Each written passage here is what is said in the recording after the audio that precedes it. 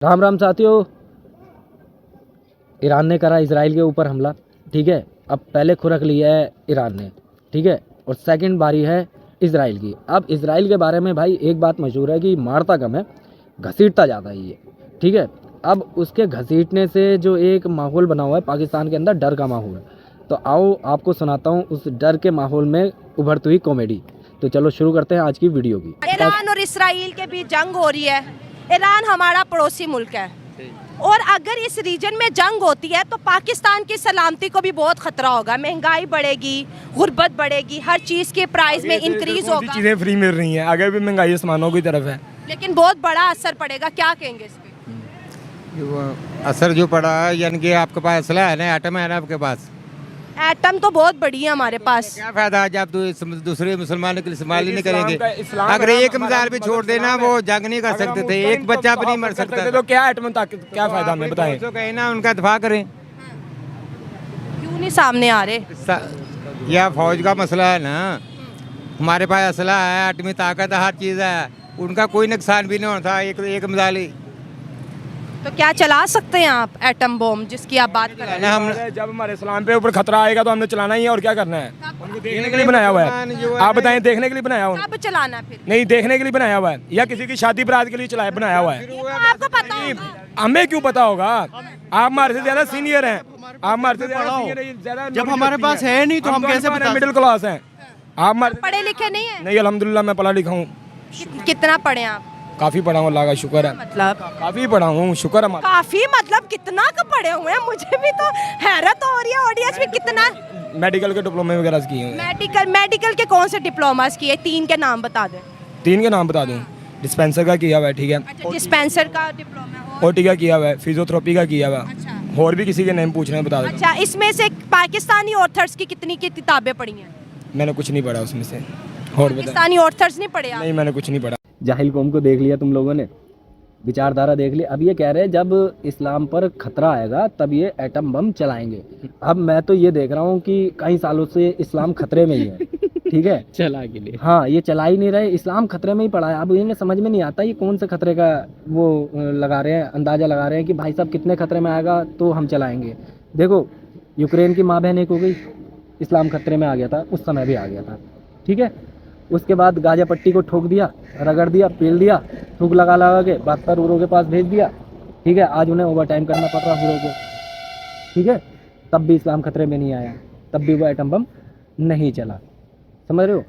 China वालों ने पाकिस्तानियों की जो रख के बजाई, थूक लगा लगा के बजाई, ठीक है, तब भी इस्लाम खतरे में नहीं आया, इसलिए वो एटम बम ऐसा का ऐसा ही रखा हुआ है। तो भाई मैं तो सिर्फ ये समझना चाह रहा हूँ कि इस्लाम खतरे में आएगा कब?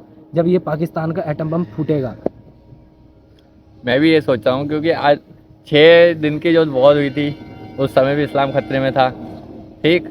एक तरफ से इजराइल ने जो है सारे 6-7 मुस्लिम के देशों को कूटा था 6 दिन में, वो भी मात्र 6 दिन का युद्ध था। उस समय भी इस्लाम खतरे में नहीं आया। पड़ोसियों के साथ कैसे ताल्लुकात होने वो चाहिए? टॉपिक आप क्यों चेंज कर रही हैं? मैं यही तो पड़ोसी पे तो आ रही हूँ। बात हो रही थी, एटमी भाई वो ताकत नहीं पे चला सकते ना। क्यों नहीं चला क्यों? कोई नहीं चला इस्लाम है ना, इस्लाम पे आपने तहफ़्फ़ुज़ के लिए बना हुआ है ना। इस्लाम है, हमारा मज़हब इस्लाम है। आप इस्लाम के लिए मरने के लिए रेडी है ना, ठीक है, हम भी रेडी हैं।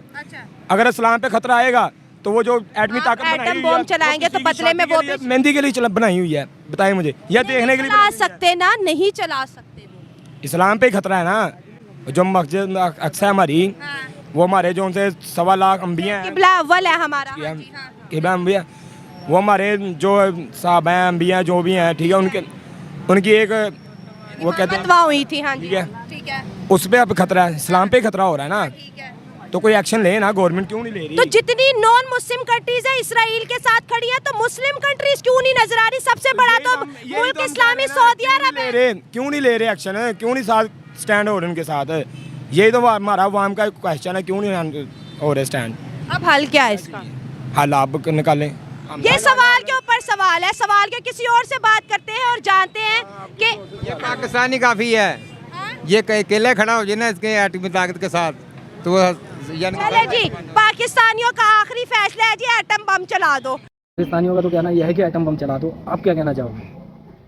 तो भैया पाकिस्तानियों कब आएगा वो दिन जब तुम एटम बम चलाओगे? इतना खतरा हो चुका है। इसराइल जो है अब नॉर्थ गजा में भी जो है सबसे कह दिया है कि जाओ अब सेंट्रल गजा में शायद 35 लाख लोग नॉर्थ गजा से अब साउथ सेंट्रल गजा में जाएंगे। ठीक, इसराइल उनकी बजाएगा। तुम्हारी खतरा कब आएगा, कब तुम यूज़ करोगे उस परमाणु बम को? ये कह रहे हैं कि एटमी अटैक कर देना चाहिए। इन्होंने प्लान बना रखा है सबने, पाकिस्तानियों ने, कि हमने एक साथ 72 उरों को प्राप्त करना है। ठीक है, चलाओ एटम बम। तुम्हारे पिछवाड़े में इतनी मिसाइलें दागी जाएंगी ना कि गांड का घड़ोचा बनने में समय नहीं लगेगा। ठीक है ना पाकिस्तानियों, और तुम्हारी औकात नहीं है कि तुम किसी देश पर एटम बम चला सको। तुम सब सिर्फ एटम बम, एक हाथ में एटम बम लेकर के दूसरे हाथ में कटोरा लेकर के एटम बम के नाम की भीख मांग सकते हो। उस एटम बम को चला नहीं सकते, उसे बेच सकते हो, और वो भी तुम्हारे पास कोई खरीदने वाला नहीं है झाटुओ, वरना तुम 2 वक्त की आटे की कीमत के बराबर उसकी कीमत ले लेते, है ना।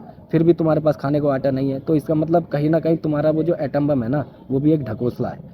ठीक है, अब रही बात कि भाई सरकार कुछ करती क्यों नहीं है, तो सरकार के हाथ में है क्या झाटुओ? सरकार से पहले तो तुम खड़े हो जाते हो अपना झंडा और डंडा लेकर के कि आओ हमारे पिछवाड़े में डाल दो। सरकार कुछ करे तो करे कैसे? उसे भीख मांगने से फुर्सत नहीं मिलती, तुम्हें गजवाए हिंद करने से फुर्सत नहीं मिलती। ठीक है ना, तो सरकार और तुम दोनों खत्म। सर एक बात है, यहूदी अहले किताब में से हम मानते हैं, बिल्कुल मानता हूँ। मुसलमान अहले किताब में से हम मानते हैं, चार दोनों की लड़ाई हो रही है, मानते हैं। फलस्तीन और इस यहूदियों की लड़ाई जो है, आपको पता है वो मजहबी लड़ाई है, ऐसे ही है ना? जी बिल्कुल। वो किसी एरिया की लड़ाई तो नहीं है ना? एरिया की भी है, लेकिन वो मुफादात की भी है। मजहबी है ना, वो हैकल सुलमानी और वो मुफादात की लड़ाई है। वो असल में वो इसीलिए उनकी पहले भी एक दफ़ा नहीं कितनी दफ़ा इनकी नस्लकुशी की जा चुकी है, और लेकिन वो 50 सालों से हो रहा है ये फलस्तीन की कर रहे हैं, लेकिन इनकी शूतियों की भी बड़ी दफ़ा हुई है, लेकिन वो अपनी हरकतों से बाज नहीं आए। वजह क्या है कि अल्लाह ताला ने एक निज़ाम बनाया है जिसमें दज्जाल ने भी आना है, फितना दज्जाल ने भी आना है, ये उसके पैरोकार हैं। ये उसको ज़िंदा करने के चक्कर में उन्होंने बहुत से इक़दाम कर लिए हुए हैं इसी चक्कर में, इसीलिए वो फ़लस्तीन को ख़त्म करके मस्जिद अक्सा को शहीद करना चाहते हैं। और हम मुसलमान होने के नाते जहाँ तक हमारा फ़र्ज़ बनता है हम ये नहीं होने देंगे। अच्छा जाहिल कौमों, एक सवाल मेरा हो रहा है तुम लोगों से। तुम लोग ये कहते हो, हर बार ये कहते हो कि भाई जो कुछ होता है वो अल्लाह की मर्ज़ी से हो रहा है ना। अल्लाह जो चाहता है तब भी वो चीज़ होता है, वरना उसके बिना पत्ता नहीं हिल सकता। तो इजराइल जो बिना थूक के तुम्हें पेल रहा है, इसमें भी कहीं ना कहीं अल्लाह की मर्ज़ी होगी, है ना। जो तुम इतनी बड़ी संख्या में सीधा जन्नत के लिए रवाना हो रहे हो, कभी कोई तुम्हें जन्नत नशी कर देता, कभी कोई तुम्हें जन्नत नशी कर देता, तो इसका मतलब अल्लाह खुद चाहता है कि झटुओ तुम ज़मीन पे तो मत रहो, तुम ऊपर ही आ जाओ, तुम ऊपर ही सही हो। ज़मीन पर तुम्हारा कुछ नहीं हो सकता, तुम ना तो खुद रहोगे ना दूसरे को चैन से रहने दोगे। ठीक है, खुद भी फटोगे, दूसरों को भी फाड़ोगे, तो इससे अच्छा है कि झटूरो तुम उससे पहले ही ऊपर आ जाओ। ये खुद अल्लाह चाहता है, मुझे तो कई बार ऐसा लगता है। वरना इनकी फरियाद सुनी क्यों नहीं, जो ये पिछवाड़ा उठा के इतनी फरियादें करते हैं कि अल्लाह इजराइल तबाह हो जाए, है ना, ये हो जाए, वहाँ सूखा पड़ जाए। भाई क्यों नहीं सुन रहा अल्लाह तुम्हारी? या तो तुम्हारी नमाज में फिर वो शिद्दत नहीं रही मियाँ, थोड़ी शिद्दत से पढ़ो। लेकिन जहाँ पर हिंदुइज्म की बात है, हिंदुओं की किसी के साथ मजहबी लड़ाई क्यों नहीं है? क्यों नहीं है? हिंदू करते ही मजहबी लड़ाई है। आज ही इंडिया में इलेक्शन आ रहे हैं, उन्होंने मदरसों पे पाबंदी लगा भी दी है। हाँ, ये शायद मदरसे कहते हैं मदरसे नहीं चाहिए हमें इंडिया में, हमें स्कूल चाहिए। वहाँ से ये मजहबी लड़ाई शुरू होती है। अच्छा, इन्हीं मतलब इंडिया में भी मजहबी लड़ाई शुरू क्यों है? नहीं है? क्योंकि कितना मुसलमान उन्होंने मारा है, आपको पता है। मरा नहीं है। 1991 से लेके जब इन्होंने बाबरी मस्जिद शहीद की, तब से लेके अब तक कितना मुसलमान शहीद हो चुका है। आप ये बाबरी मस्जिद का तो मामला था, लेकिन उसके बाद शहादतें नहीं है ना। ये देखिए, अगर यहाँ पे हमारा मंदिर था, हमने ले लिया वापस। वहाँ पे मस्जिद थी शुरू से, ये मंदिर था, कोर्ट ने कहा। वो हट धर्मी है, वो उनका मुल्क है, वो जो मर्जी फैसला दें, हम नहीं मानते। यहाँ पे मुगलों की हुकूमत थी, उससे पहले हिंदुओं की हुकूमत नहीं थी। नहीं तो मुगल हिंदुस्तान में आए थे ना, क्या बात कर रहे जी हैं? नहीं, मुगल यहीं से उठे थे। मुगल हिंदुस्तानी नहीं थे। कासिम आया था जी, मोहम्मद बिन कासिम आया था, मुगल यहीं पे 712 में आया था। हाँ जी, 712 में आया था मोहम्मद बिन कासिम। तब पहली इस्लामी रियासत क्याम की थी उन्होंने सिंध के अंदर। अच्छा ठीक है, उसके बाद जो मुगलों ने हुकूमतें बनाई या मस्जिदें उन्होंने बनाई, यहाँ पे कोई मंदिर नहीं था। और तो क्या कहना चाहोगे इस लबड़े के बाल के ख्याल के बारे में? देखो, इन चूतियों को ये नहीं पता कि क्या इतिहास है इनका। इतिहास ही जो है ना 1200 ईस्वी से शुरू होता है। ये झटवे होते हैं, ठीक है, जो पड़ोसी को अब्बू कहने पर ज़्यादा विश्वास रखते हैं। ये कह रहे हैं मुगल पहले से थे, मुगल हिंदुस्तान में पहले से थे, ठीक है। और हम लोग हठ धर्मी है, मतलब सनातन वाले हठ धर्मी है, इनका कहना ये, क्योंकि हमने इनकी बाबरी शहीद कर दी थी, वो विवादित ढांचा, यही तो इनका कहना है। मुझे ये बताओ, पाकिस्तान के अंदर कितने मंदिर बचे हैं जो तुमने संभाल के रखे हो? अगर हम हठ धर्मी हैं तो तुम क्या मान रहे हो अपनी? ये बताओ, तुमने भी तो हमारे वहाँ पर जितने मंदिर थे सारे तोड़ ताड़ दिए ना। तुमने कौन सा भाई हमारे साथ में अच्छा किया कि तुमने हमारे मंदिर छोड़ दिए? ठीक है। और बाबरी विवादित ढांचा था, सबसे पहली बात ये। और दूसरी बात, तुम ये कह रहे हो कि मुगल आए थे। देखो मैंने क्या कहा, ये पड़ोसी को अब्बू कहने में ज़्यादा यकीन रखते हैं। इनको पता है कि ये सारे के सारे तलवार के दम पर सलवार बदलने वाली कौम है, सारी की सारी जितने पाकिस्तानी हैं, ठीक है ना। और ये कह रहे हैं कि हिंदुस्तान में मुसलमानों पर जुल्म हो रहा है, तो हिंदुस्तान का मुसलमान पाकिस्तान आने को तैयार क्यों नहीं है? एक सबसे बड़ा सवाल, ठीक है। तुम्हारे खुद के पास आटा नहीं है, तुम ये चाहते हो कि पड़ोसी भी भूखा मर जाए, इसीलिए तुम हिंदुस्तान के मुसलमानों को भड़काना चाहते हो। इससे ज़्यादा तुम्हारे पास विजन कोई नहीं है। बाकी नॉलेज की बात करें तो तुम्हें अपने असली बाप के बारे में नहीं पता, मुगलों को तुम अपना बाप बनाए बैठे हो। सनातन की परिभाषा उठा करके देखोगे, हमारा इतिहास उठा करके देखोगे तो तुम्हारी जड़ें हिल जाएंगी। जिस समय, अच्छा चलो छोड़, ज़्यादा लंबा हो जाएगा, तुम सुन नहीं पाओगे, कानों से खून निकल आएगा। आगे चलते हैं। तो अब दोबारा से टॉपिक पे आते हैं। अब अगर इसराइल ईरान पे हमला कर देता है तो खित्ते के अमन को बहुत खतरा है। अमेरिका भी इस बात पे बहुत ज्यादा संजीदा हो चुका है। अल्लाह खैर करेगा, क्योंकि मुसलमानों के साथ हमेशा अल्लाह की ताकत रही है। हर हम वही बात कर रहे हैं कि मुसलमान मरने के लिए पैदा हुआ है, जीने के लिए नहीं। मुसलमान ने बहुत जी लिया। मुसलमान कुर्बानियों के लिए पैदा होता है।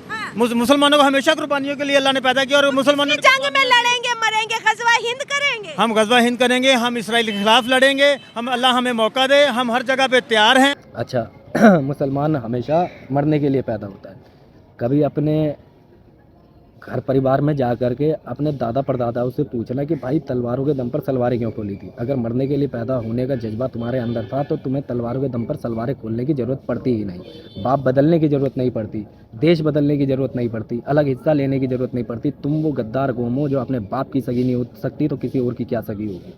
सबसे बड़ी बात मैं ये कहना चाहता हूँ। और रही गजवाए हिंद की बात, देखो मैंने कहा था ना कि पाकिस्तानी ये चाहते हैं कि हम सबके सब एक बार में सीधा 72 यूरो की टिकट पालें, ठीक है। उसका सीधा तरीका है गजवाए हिंद। वो कैसे है कि आप एक बार गजवाए हिंद करने की शुरुआत तो करो। सबको ना हमने ओवर टाइम पे लगा दिया, सारी हीरो को जितनी की जितनी जन्नत में बैठी हुई है सबको ओवर टाइम पे लगा देंगे। और इतना ओवर टाइम पे लगा देंगे कि शायद गश खा के गिर जाए, ठीक है। फिर उसके बाद आपको 72 यूरो की ज़रूरत नहीं पड़ेगी, फिर आपको उनकी कार्बन कॉपी की ज़रूरत पड़ेगी, क्योंकि आप 72 यूरो का करोगे क्या, है ना।